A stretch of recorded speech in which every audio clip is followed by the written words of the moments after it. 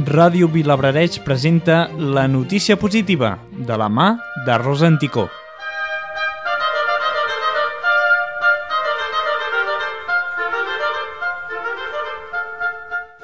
Rècord històric de la Marató. 12.387.634 euros contra el càncer. La nit de la Marató va acabar amb una xifra de recaptació realment elevada, 10.113.152 euros. 3 mesos després, quan s'han tancat definitivament els donatius de l'edició del 2012, aquesta xifra és de rècord històric, 12.387.634 euros, que es destinaran a la investigació del càncer.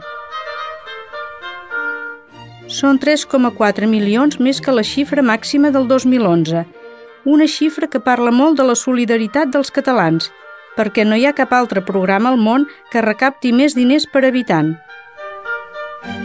Aquests diners finançaran els millors projectes de recerca oncològica per avançar en la prevenció i diagnòstic del càncer i en el disseny de teràpies personalitzades. Al novembre es faran públics els seleccionats, després de passar un rigorós procés de selecció, coordinat per l'Agència de Qualitat i Avaluació Sanitàries de Catalunya. La Marató és un programa que neix a TV3, però que després de 21 edicions, el carrer s'ha fet seu. Ho demostren les 2.221 activitats populars organitzades per entitats, associacions i col·lectius socials, culturals i esportius del país, en una demostració d'implicació que ha crescut un 21% respecte al 2011.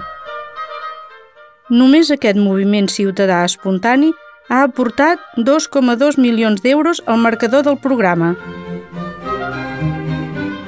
A les 21 edicions celebrades, la Marató de TV3 ha recaptat 119.004.900 euros i s'ha convertit d'aquesta manera en un dels motors de la recerca científica del país i en una eficaç plataforma de sensibilització i divulgació social sobre les malalties tractades. L'edició 2013 de la Marató de TV3 es farà el diumenge 15 de desembre i estarà dedicat a les malalties neurodegeneratives, segons ha decidit el patronat de la Fundació.